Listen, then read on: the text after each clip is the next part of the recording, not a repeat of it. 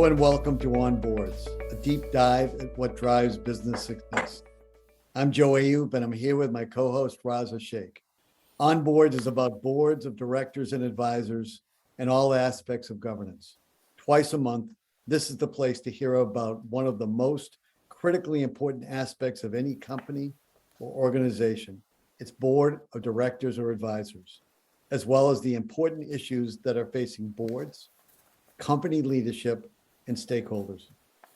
Joe and I speak with a wide range of guests and talk about what makes a board successful or unsuccessful, what it means to be an effective board member, the challenges boards are facing and how they're addressing those challenges, and how to make your board one of the most valuable assets of your organization.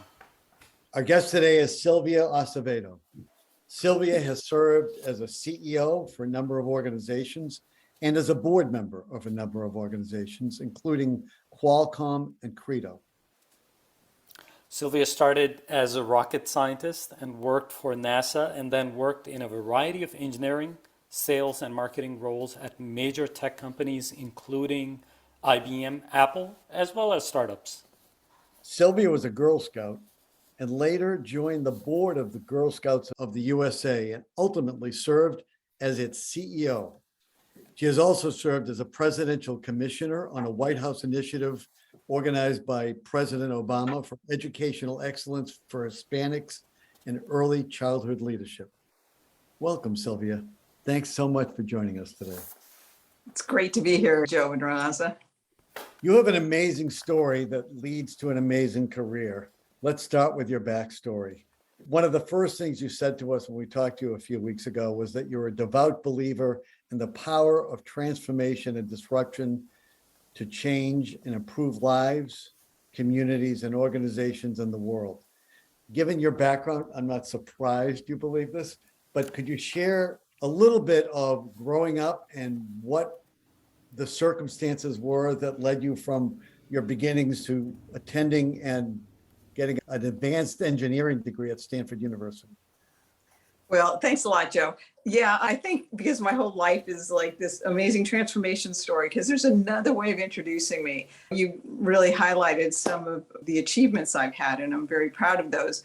But if I introduce myself a different way, which is a girl from a Spanish-speaking household who struggled with money. In fact, sometimes we didn't have enough money, had to live with other family members, live paycheck to paycheck, and sometimes there wasn't even enough money between the paycheck periods. And then the only place we could afford was a home on a dirt street, and that's where the last meningitis epidemic happened, and my sister got sick with meningitis, and it forever changed her brain. So if you think about, okay, here's a girl from a predominantly Spanish-speaking only household, family struggles with poverty, lives in a really difficult area. How did that girl become the person you're talking to today? And so that's why I believe so much in the power of transformation. It's kind of interesting. I didn't understand how many factors had kind of come into play. It wasn't just my DNA, like I've got the drive, but there were just so many interesting aspects of organizations, people who really made a difference in my life. But I didn't know that until the mid 2000s, when there was a researcher from Stanford who was calling. And she wanted to know how come it was that I went to Stanford, because she said at the time Stanford wasn't recruiting in rural New Mexico. She wanted to know how I even knew Stanford, how I was prepared, especially at the graduate level. You're competing with the best of the world. And not only did I end up graduating, I ended up having this great career. And I didn't have an answer for her, but the more she asked, she said, were your parents academics? No. Were your parents wealthy ranchers? No.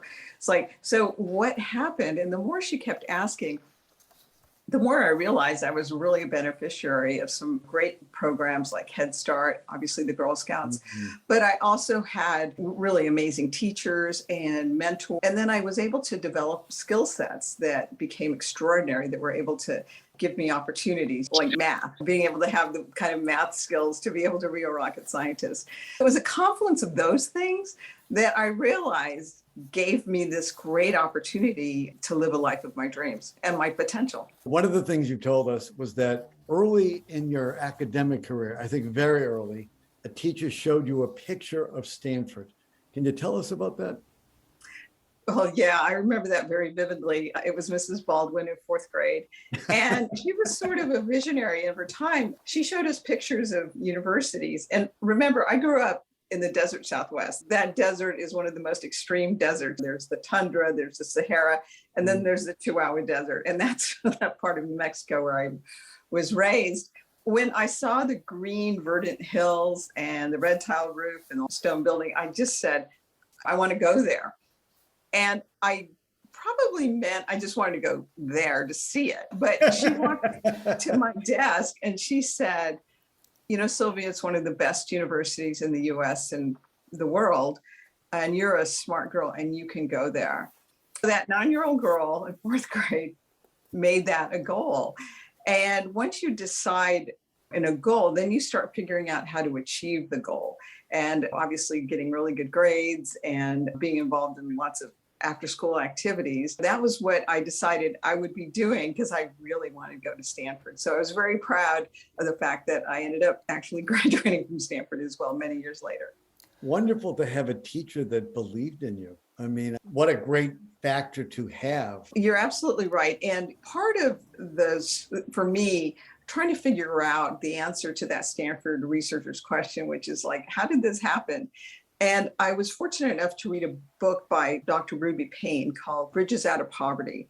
And she writes about how you need to have at least one of these things. One is you have to have a goal and a dream. And clearly I had that dream of going to Stanford, but you could also have a mentor or a guide. And the challenge is that when you're raised in poverty or near poverty, that's what your community knows. So you don't know how to get out, because if you did, you wouldn't be there, right? It's really important to have people who can help you out. And so I had so many great teachers, my troop leaders, people who could help and advise me. And another thing you need to have is, or can have to help you get out, is an extraordinary skill.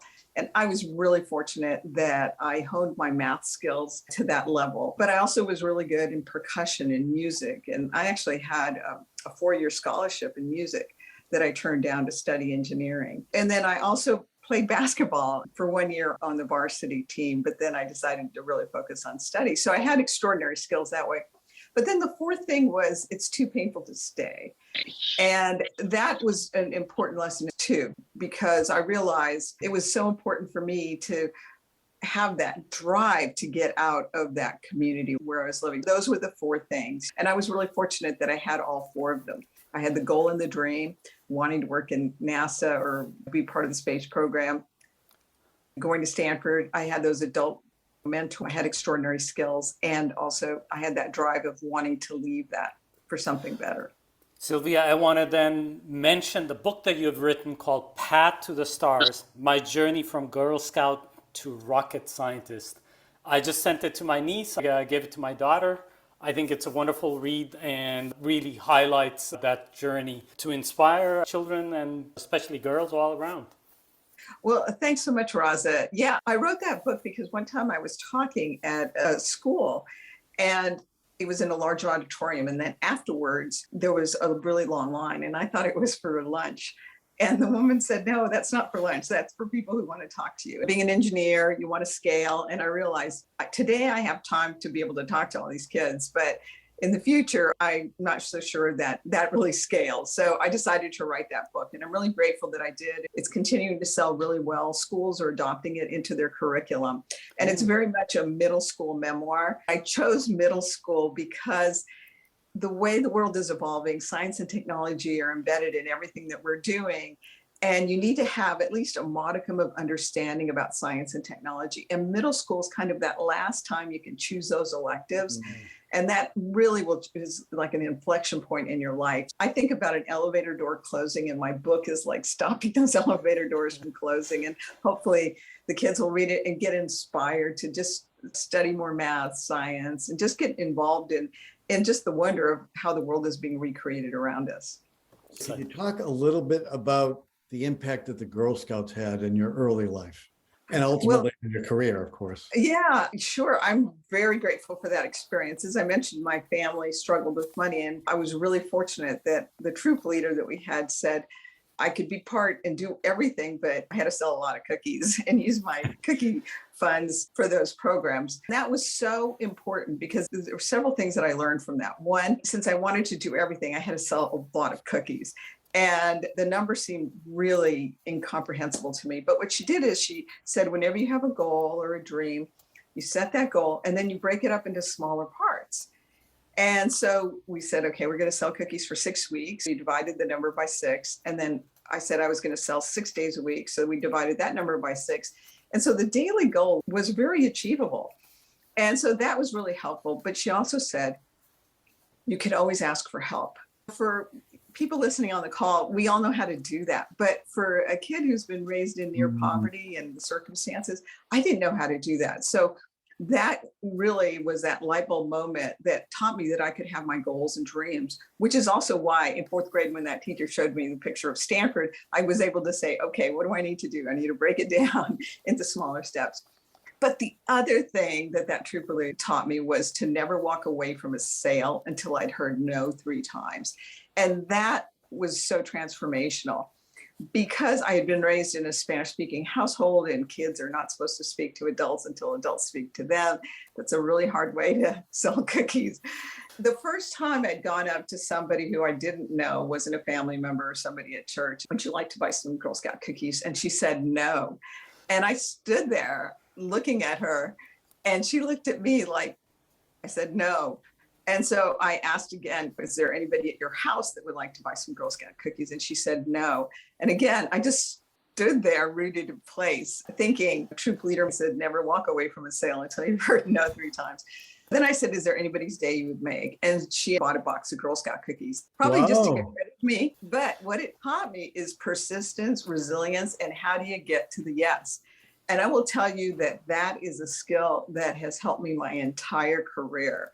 Because I'm a trailblazer, I'm really fortunate to have been able to have a lot of doors of opportunity open for me. And I was the first one through those doors.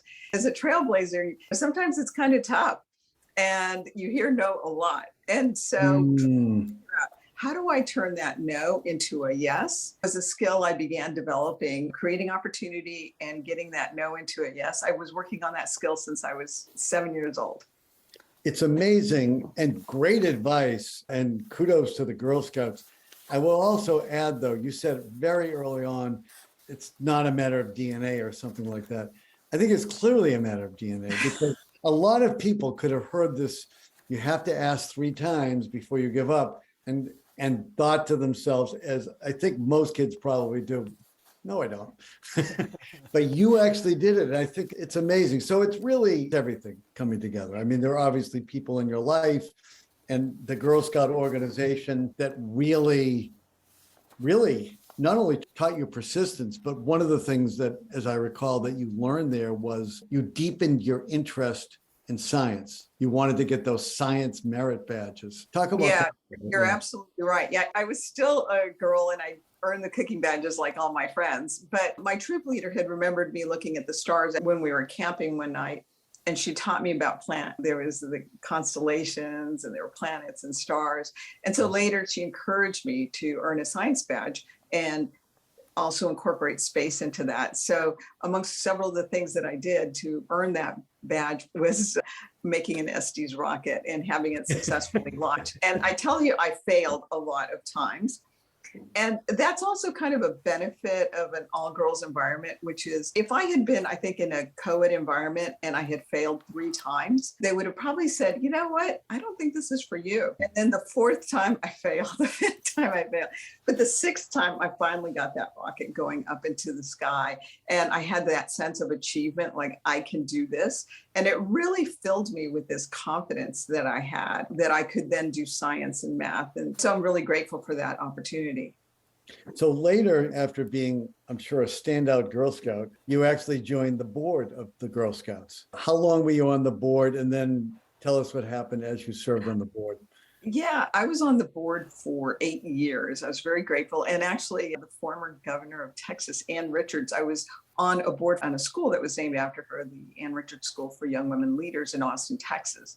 And I told her about my Girl Scout experience. And so she nominated me to be on the national board. And I was really grateful to serve. When I was on the board after my 8th year, the former CEO, she had gone to pursue other opportunities and the board asked me to step in. Now, I had just moved to Santa Barbara from Austin. And so the national headquarters is in New York. And I said, okay, I'll just do this until we find somebody else. But one of the Girl Scout mantras is always leave a campsite better than you found it. So I got to work and I was there until I wasn't there. The other thing is I had been on the board for 8 years and I wasn't an operator then, but I was just the strategy and governance. But in my head, I would have this kind of exercise saying, well, if I was the operator, what would I do? So when I became CEO, I had like 8 years of like, here's what I would do. So I immediately started focusing on things like the cookie business. And so we completely re-architected the cookie program. And then also those badges. We hadn't really been on a fast implementation level. And we ended up adding 146 new badges in my 4-year time, more than at any other time in history. And we also grew the cookie program by about $80 million as well. I was really grateful for that experience. But I had gone 1 year, and by the 4th year, it's the time for the 3-year triennium. And so it was a good time to sort of hand the mantle over to the next leadership level. And now I'm focused very much on technology. Just the Girl Scouts, the badges you added, were any of them science and math related? Oh my gosh, so many of them were, 146 were STEM. I'm really proud of that because we really wanted girls not just to be users of technology, but creators, inventors, and designers. And so many of them have mobile devices. So they're coding, cybersecurity, robotics, design thinking, vehicles. We did a partnership with General Motors. So just so many amazing, and obviously some with NASA as well. Those were some of my favorite badges. So 126 STEM badges that are just really great badges for girls to earn. The cybersecurity really surprised us at how popular they were. The first year we had cyber badges, 180,000 of them were earned in the first year.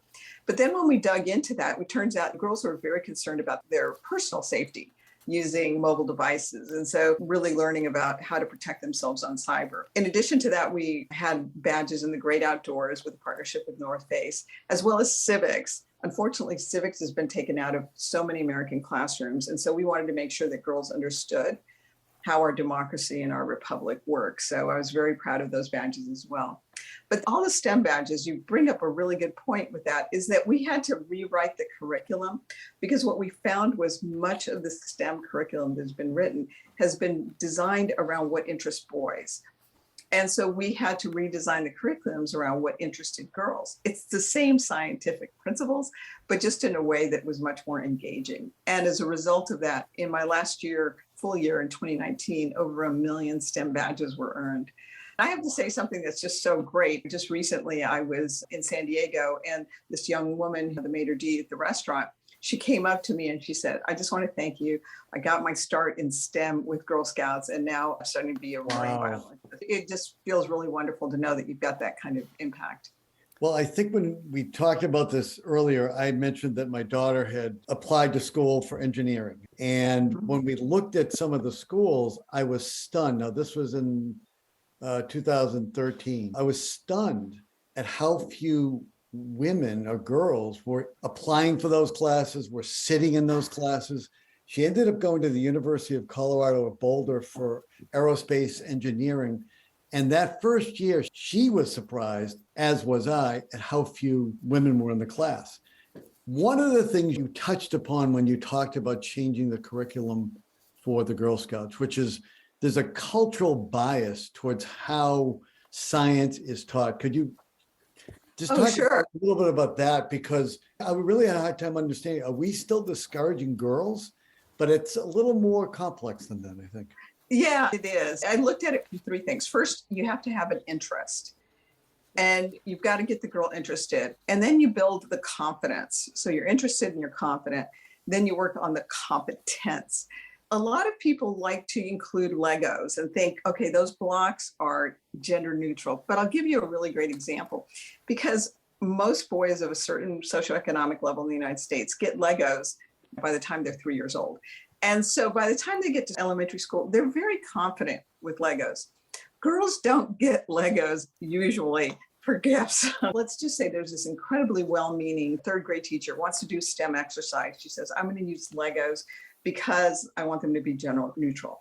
Well, the boys' eyes light up because mostly in girls, especially in elementary school, they're outperforming the boys. Here, they're going to use Legos. They've been doing Legos for many years, for 5 years now. So they immediately get to work with the Legos. The girls, they're thinking, okay, I'm not as familiar with Legos. What am I supposed to do? How am I supposed to do it? And then they see the boys, and they're normally outperforming the boys. And the boys are like finished and doing more. And the girls are like, oh.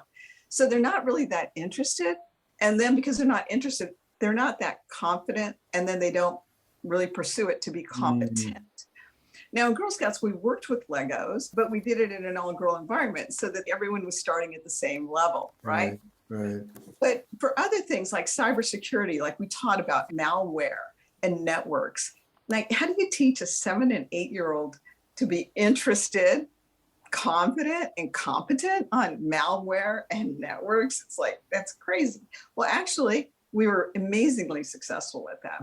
So we would get 7 and 8-year-old girls to sit in a circle and talk. Turns out they love to do that.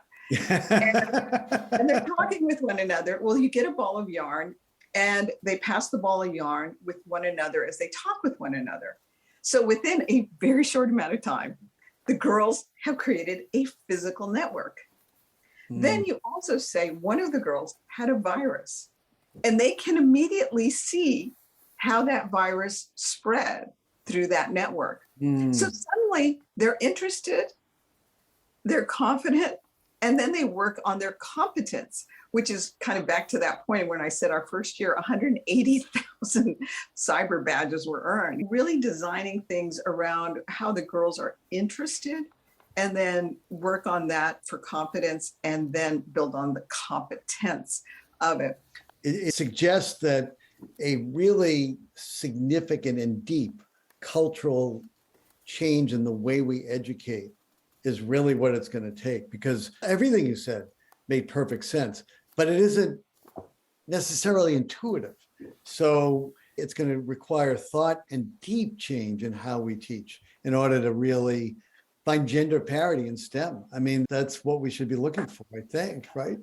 Well, we desperately need the talent workforce, that's for sure, in the United States, and cyber in particular, because we very much need to protect our assets and protect our democracy, our country, our communities, our homes, our institutions. And so you need talent at every level. You need them at the local level, you need them at the national level, the state level. Hey, you need that kind of talent protecting our home computers and information at home. We need to have a lot of people that are very interested and aligned about what our national interests are to protect us. Sylvia, you did your advanced engineering degree at Stanford, and then you were looking for a job. Tell us how you ended up at IBM, and then your journey from there among various well-known tech companies, and how did you find that environment for you and how you progressed through that? Well, thanks. I have to say that was back in an era. Technology has improved. Maybe not as many of us thought it would have changed by that time. But back then it was incredibly challenging. I graduated from Stanford, seeing a lot of my classmates, thinking the world is our oyster. Silicon Valley was just taking off. That was the ground zero. They were getting job offers left and right. And these are back in the days where you printed your resume. I kept printing and handing out and networking. And I thought, this is really tough. Well over 100 resumes. I went to like every networking event and it was incredibly difficult. Some of my friends were just getting these amazing jobs and companies and I just couldn't break through. Fortunately, I did finally get a job as a facilities engineer at IBM. And that wasn't exactly what I thought, having worked at NASA as a rocket scientist, but it was the foot in the door I had. And I was very grateful for that foot in the door.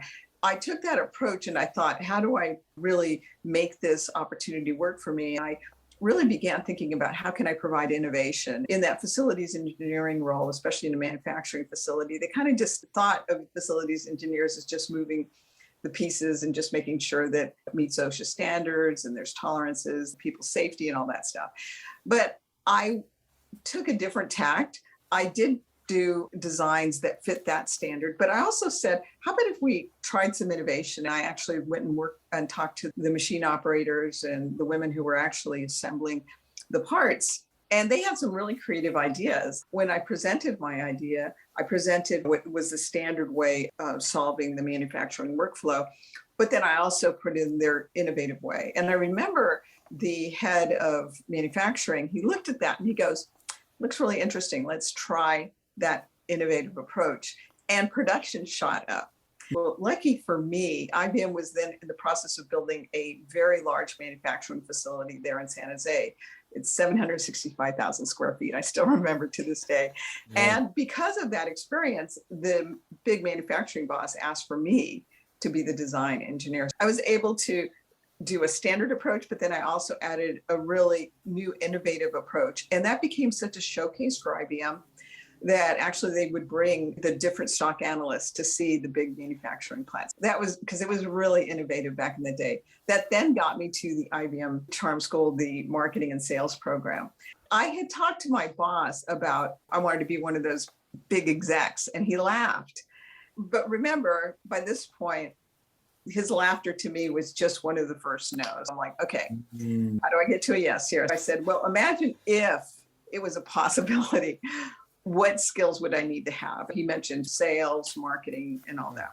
Well, I did get into that marketing program. It took me a really long time to break through. I remember his first name. I don't remember his last name, but I knew there was an opportunity in Silicon Valley in the Palo Alto office. And the guy, George, who was the gatekeeper, I called him so many times. I met with him. And finally, I broke through and got into one of those coveted spots. I did really well at IBM, 100% club, got to ride company jet, all sorts of great things. Mm-hmm. Then I went to work at Apple and other places. But one of the things that you're alluding to, which is really true, is that I was doing incredibly well. And I wanted to change divisions and I wanted to move into the international because I thought there's great opportunities. And this international vision also has Latin America as part of it, and they speak Spanish, and yo puedo hablar español. I can speak Spanish, so I thought it was a good fit. Well, I'll tell you, nothing. Crickets. I would apply for positions, nothing. And month after month after month, and I would see these positions, and some of them would get filled, many would not get filled. I talked to the HR folks, I talked to people, nothing. So I thought about that, and I thought, okay, this is back in the day before really advanced CRM analysis, but I pulled the Fortune 500 Global. I think in the summer, they always print this out. And I looked at all these different accounts. And then I saw that these global accounts that we had global arrangements, they were underfunded and underpenetrated in the sales in the global business or Pacific region. I did an analysis showing that if they had the same kind of penetration with these global accounts like the Fords, the Procter & Gamble's, et cetera, globally as they did domestically, it would be hundreds of millions of additional sales. So I did a PowerPoint presentation, I printed it out, and because I worked at the company, I was able to badge in, and I waited for the head of sales, this gentleman named John, and I got him right outside the elevator lobby. And I said, hey, John, I'm Sylvia Acevedo, and I can show you how you can increase sales by several $100 million. He looked at me like, interesting. He goes, okay, I'll give you 5 in the team room. So we got a team room.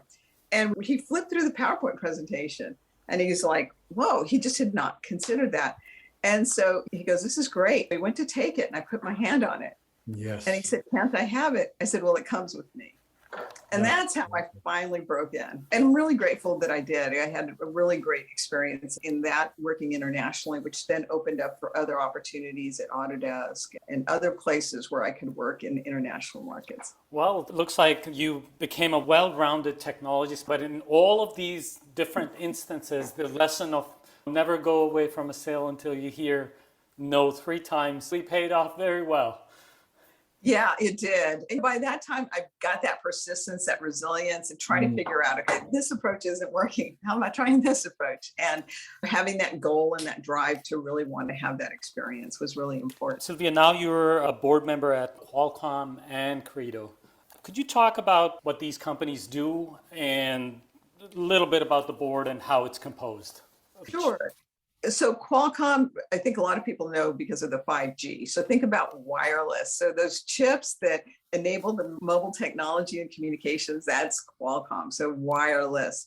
Credo, completely technology, semiconductor, but everything wired.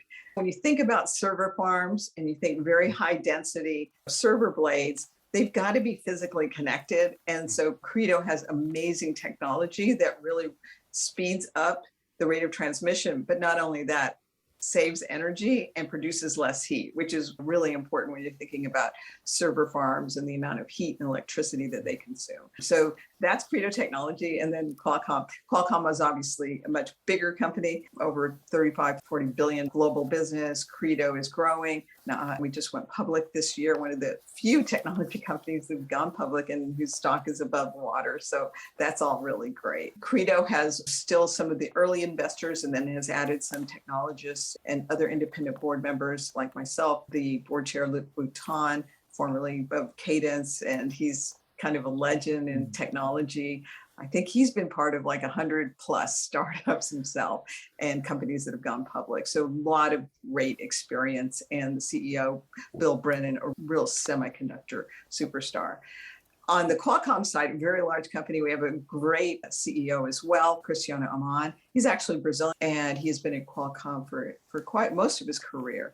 The board has many former CEOs. It's got a balance of global as well as domestic and across industries, which I think is very important because we've got technology embedded in cars now, in robots, on industrial floors, and everything. So it's really important to have a well-balanced board.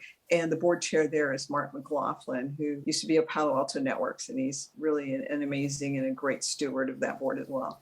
So sounds like a really good, diverse perspective board. How does the board see what's top of mind today vis-a-vis, let's say, competition with China or ESG? What are some of the things that keeps the board busy?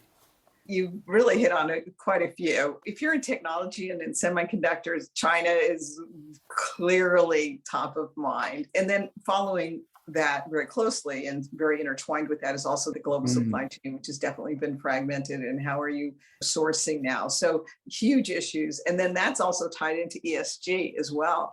So all these things, it's like they're all braided together. When you think about semiconductors, you realize that they're the brains and so much of what we're using to drive and create and power our world.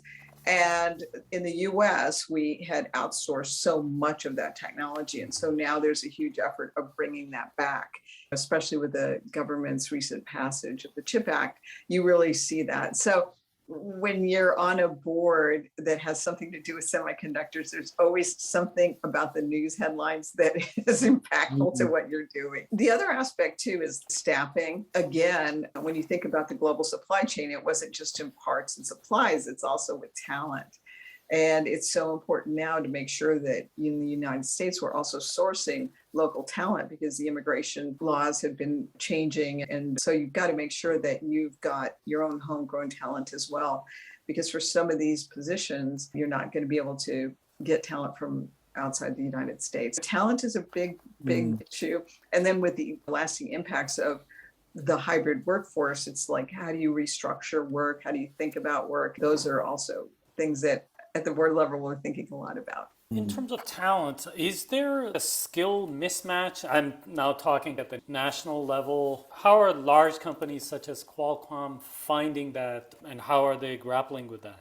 Yeah, it's incredibly competitive. That's certainly the case. Very, very, very competitive. And what you're starting to see is more and more universities partnering with corporations so that you begin to develop that talent pipeline. And then you think about where can you outsource certain kinds of work. In semiconductors, you really need certain kind of talent because, you know, making a chip, I know people say, well, why can't we just build a chip plant? And I think it's like, well, it's like planting an oak and saying, just produce acorns now. It takes a lot of time, but it's not just the time, it's the expertise. It's not just the machine quality and the machine accuracy that you need, but you also need people who really understand what it takes to make semiconductors, especially when you have such thin extreme tolerances. There's that whole ecosystem, and you're seeing more and more partnerships. Clearly, like Intel going to Ohio and partnering with the Ohio State. You can see that they're going to be a very close alignment there. They've also very much partnered with ASU in Arizona. There's quite a few chip plants there as well. You really do have to think about that talent. And I think that's back to our earlier discussion about getting women in STEM, that's so important, that they see that they can have a career, that this is an environment for them. This is where they can live their life potential working in these companies. And that's very important. You'll see a renewed emphasis on that. I think most technology companies, you're going to see that, especially for the cutting skills. But in terms of developing skill, one thing that you had mentioned earlier was the role of the English language. Talk about that a little bit. Yeah, this is something that for the United States, we're really proud of the fact that we can go around the world and people speak English, and it's like great. But it wasn't always that way. And English used to be that premier language. And so if you spoke English, it gave you a competitive advantage. Well, several countries back in the 20th century went back and said, okay, we're going to put a focus and make sure that we have top engineering schools, but not only that people speak fluent English as well. And these are very large countries. So when they say 10% of their population is going to be speaking English fluently, you suddenly have got tens of millions of people who can speak English fluently, and then also graduate from engineering schools. If you think about the United States and you have a workforce of about 100 million people, you think, okay, and our top 10% is 10 million.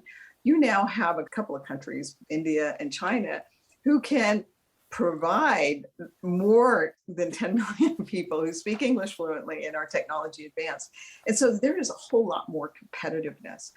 In addition, you have the dispersal of work. So work used to be done locally. For the United States, we had a lot of people who kind of figured, well, I just need to work near a certain location and I'll be able to have work.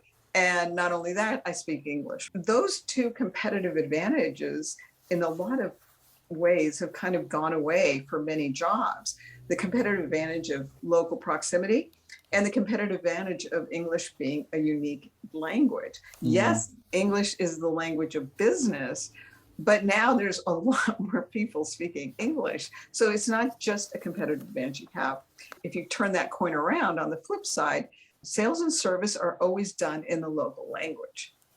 Yes, somebody may speak English in another country, but sales and service is done in their home language. And so the United States not having that talent of having a very large bilingual population really puts you at a disadvantage when you're saying, well, now I'm going to take the great opportunity and go to those countries. And you find that your English speaking skills work really well in the business environment, but not in the sales and clearly the service area as well. That has been a big change for lots of folks, and they don't realize that now there are tens of millions of people competing for their jobs. And especially if your job is not required to be geographically proximate anymore, that means it's untethered and can go anywhere. So that is a huge challenge for a lot of American workers. And I think that's something that has to be addressed educationally. And also expanding on our ability to speak more than one language is also key. Let's go back for a moment just to the CHIPS bill, which really has got a lot of play lately. What role did the companies on whose boards you serve, what role did they play in trying to help get over the finish line, so to speak?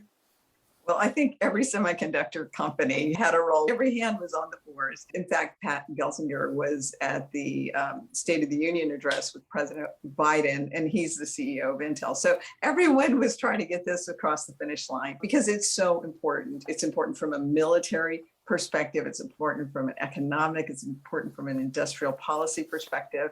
It's also a great economic development boost for the different parts of the United States with the chip fabrication plants and the design. I think that it's incredibly beneficial. We have outsourced some of the leading edge chip capability and trying to figure out how can we bring that back in.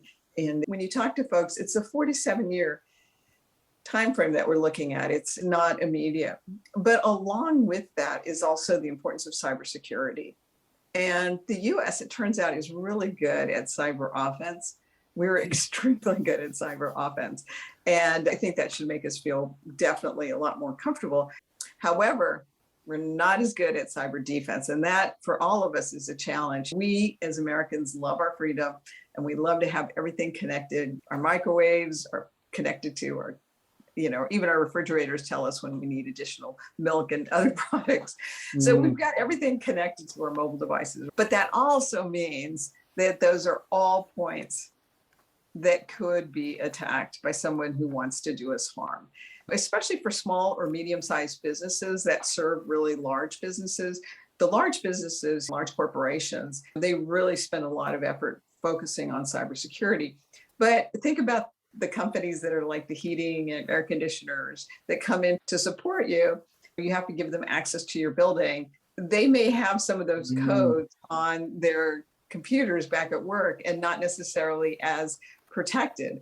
So there's lots of different ways of thinking about how do we protect ourselves here in the United States. And so that's more of the cyber defense. Of course, a lot of people don't want to have government regulation and forcing us to have so many network protections, but you can see that's all part of figuring out how do we protect ourselves in the United States. So great at cyber offense, really working at how do we protect ourselves domestically on the defense side. Sylvia, it's been great speaking with you today. Thank you so much for joining us. And thank you all for listening to On Boards with our special guest, Sylvia Acevedo. Please visit our website at onboardspodcast.com. That's onboardspodcast.com. We'd love to hear your comments, suggestions, and feedback. Please stay safe and take care of yourselves, your families, and your communities as best you can. We hope you'll tune in for the next episode of On Boards. Thanks.